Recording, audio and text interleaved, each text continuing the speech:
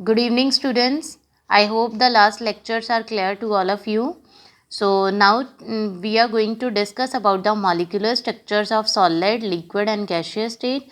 And also in today's lecture, I'll be discussing about the change of states of matter. So the first we will discuss about the molecular structure. So first we have the solid. तो अब हम देखेंगे कि जो solid का molecular structure है वो कैसा है, मीन्स इसके मॉलिक्यूल्स इसके कैसे पैक्ड हैं। तो सबसे पहले जैसे हमने कल भी पढ़ा है कि इनमें क्या होता है, इंटरमॉलिक्यूलर जो स्पेस है वो बहुत कम होती है और जो इंटरमॉलिक्यूलर फोर्स है वो बहुत ज़्यादा होती है।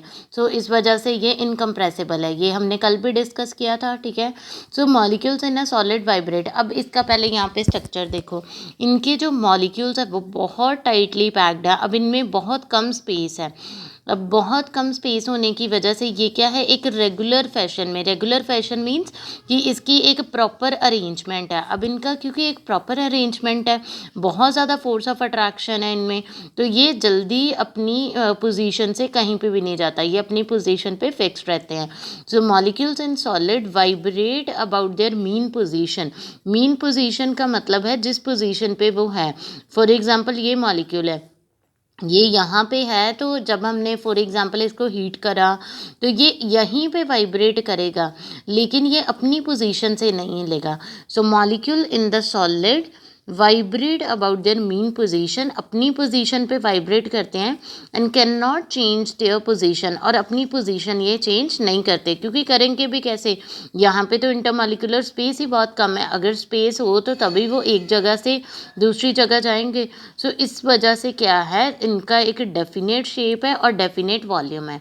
I hope now this is very clear to all of you. जो हमने पीछे भी पढ़ा था कि हम कहते हैं कि सॉलिड की डेफिनेट शेप होती है, डेफिनेट वॉल्यूम होता है और दे आर इनकम्प्रेसिबल। अब इस स्ट्रक्चर से पूरा क्लियर हो गया होगा कि ये इनकम्प्रेसिबल क्यों है, क्योंकि स्पेस ही नहीं है तो इसको कंप्रेस कैसे करेंगे, ठीक है। इंटरमॉलिक्यूलर स्पेस ही बहुत कम है। तो सेकंड चीज़, ये डेफिनेट शेप या डेफिनेट वॉल्यूम क्यों है, क्योंकि ये इतने टाइटली पैक्ड है कि अपनी मीन पोजीशन पे ये वाइब्रेट करेंगे और ये अपनी पोजीशन चेंज नहीं करेंगे। सो पोजीशन नहीं चेंज करेंगे तो इनकी एक डेफिनेट शेप और डेफिनेट वॉल्यूम होगा। तो यहाँ पे आप लोगों ने, जब हमने 8th में पढ़ा था अबाउट साउंड चैप्टर, तो उसमें मैंने आपको एक चीज़ पढ़ाई थी कि जो हमारी स्पीड होती है साउंड की वो मैक्सिमम होती है सॉलिड्स में। अब यहाँ पे देखो, speed of sound is maximum in case of solid. For example speed of sound in iron is 5120 metre per second. तो एक सेकेंड में कितना ये ट्रैवल करती है। अब वो क्यों इतनी ज़्यादा है, बिकॉज इनके जो मॉलिक्यूल्स है देखो ये कितने क्लोजली पैक्ड है। तो यहाँ से फॉर एग्जांपल साउंड वेव जाएगी तो वो एक पार्टिकल को कोलाइड करेगी, ठीक है, साथ में वो दूसरे को कोलाइड कर लेगी, फिर इसको कोलाइड करेगी और ये बहुत जल्दी फास्ट मूव करेगी, बिकॉज इसकी कोलिजन मीन्स कि एक हिसाब से जो साउंड वेव है वो टकरा रही है इन मॉलिक्यूल्स के साथ, तो वो बहुत ईजिली पास हो जाएगी। So next we have molecular structure of liquids. तो सबसे पहले यहाँ पे इस डायग्राम में देखो कि जो मॉलिक्यूल्स हैं लिक्विड के वो बहुत दूर दूर पड़े हैं। तो इनमें अब देखो कि कितनी ज़्यादा स्पेस है, ठीक है, और इनमें जो फोर्स है वो कम है लेकिन स्पेस ज़्यादा है। तो अब यहाँ पे क्या है, इंटरमॉलिक्यूलर स्पेस समवट लार्जर। अब जो इंटरमॉलिक्यूलर स्पेस है वो ज़्यादा है और जो इंटरमॉलिक्यूलर फेस है वो सॉलिड के कंपैरेटिवली कम है। So molecules have large kinetic energy. This is very very important point इस चीज़ को जानने के लिए कि ये कैसे मूव करता है। अब इनमें जो क्या है कि उसकी कैनेटिक एनर्जी, ये जो मॉलिक्यूल है, अब इनमें स्पेस है तो इनकी जो कैनेटिक एनर्जी है, kinetic energy is responsible for the motion of the molecules. हमने पहले भी पढ़ा है, जो भी energy due to the motion होती है उसको कैनेटिक एनर्जी कहते हैं। अब इनकी कैनेटिक एनर्जी ज़्यादा है। अब क्योंकि इनकी कैनेटिक एनर्जी ज़्यादा है इसी वजह से ये अपनी पोजीशन चेंज करते हैं। मींस फॉर एग्जांपल ये जो मॉलिक्यूल है यहाँ तक पहुँच गया, ये मॉलिक्यूल है फॉर एग्जांपल यहाँ तक पहुँच गया, तो ये कैसे पहुँचते हैं, because they have the large kinetic energy. So due to the same reason they can take the shape of containing vessel. इसी वजह से कैनेटिक एनर्जी एक तो ज़्यादा होने की वजह से ये एक प्लेस से दूसरी प्लेस में जाते हैं और इसी रीज़न से ये क्या करते हैं कि जिस भी वेसल में डालो उसकी शेप ले लेते हैं।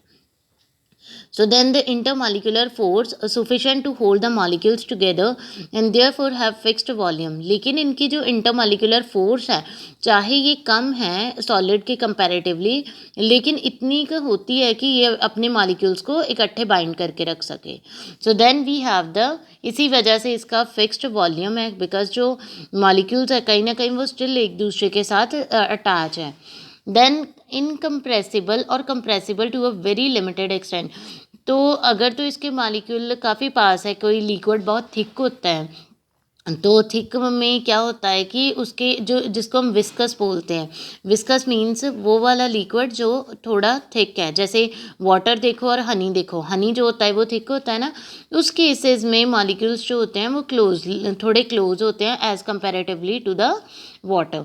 अब यहाँ पे देखो कि इनकम्प्रेसिबल, यहाँ जो बहुत विस्कस फ्लूइड्स होंगे वो इनकम्प्रेसिबल होंगे एंड कुछ होते हैं जिसको हम कंप्रेस भी कर सकते हैं, so to a very limited extent. So then we have the molecular arrangement of gases. अब सबसे पहले इस डायग्राम में देखो कि जो गैसेस के मॉलिक्यूल्स हैं वो कितने कितने दूर पड़े हैं. तो अब हमारे पास क्या है, इनमें जो इंटरमॉलिक्यूलर स्पेस है वो 1000 टाइम्स ज़्यादा है लिक्विड और या कह लो कि उससे भी ज़्यादा है सॉलिड के comparatively. And the intermolecular force almost negligible. और इनमें जो फोर्स है देखो कितनी कितनी दूर है मॉलिक्यूल, तो ऑलमोस्ट ये निग्लेजिबल होती है. Molecules free to move about in any direction. This is also very important point कि इनके जो मॉलिक्यूल्स होते हैं किसी भी डायरेक्शन में. अब लिक्विड का तो हमने पढ़ा है कि कल वाले लेक्चर में भी पढ़ा था कि एक जगह से दूसरी जगह from higher to lower level जाएगा, लेकिन जो गैस के मॉलिक्यूल होते हैं they can move in any direction. So therefore gases have no definite shape. अब इसकी क्योंकि जिस मर्जी डायरेक्शन में जा सकते हैं तो इनकी कोई डेफिनेट शेप नहीं होती, ना ही डेफिनेट वॉल्यूम होता है. And occupy the available space, जो भी इसको स्पेस मिलती है वही ऑक्यूपाई कर लेता है. तो because of the large intermolecular space we can compress it, so they can be easily compressed. So then we have density. The mass per unit volume of a substance is called density. This is very important point also. अब क्या होता है कि density क्या होती है, मास. कोई भी चीज़ कितनी डेंस है ये डिपेंड करती है उसका मास पर यूनिट वॉल्यूम कितना है. सो अब जैसे अगर इनका कंपैरिजन करो तो जो गैस जो हमारे पास सॉलिड है, सॉलिड की जो डेंसिटी है वो सबसे ज़्यादा होती है क्योंकि इनके जो मास है पर यूनिट वॉल्यूम वो सबसे ज़्यादा है. देन आ जाती है लिक्विड की, देन आ जाती है गैसेस की. सो सबसे ज़्यादा हमारे पास डेंसिटी है सॉलिड्स की. So ice float on water sorry. अब आइस जो है वो वाटर पे कैसे फ्लो कर लेती है, बिकॉज जो आइस है चाहे वो सॉलिड है लेकिन उसकी जो डेंसिटी है वो वाटर के कंपैरेटिवली कम है. So due to this fact ice जो है वो फ्लोट करती है वाटर के ऊपर. सो देन वी हैव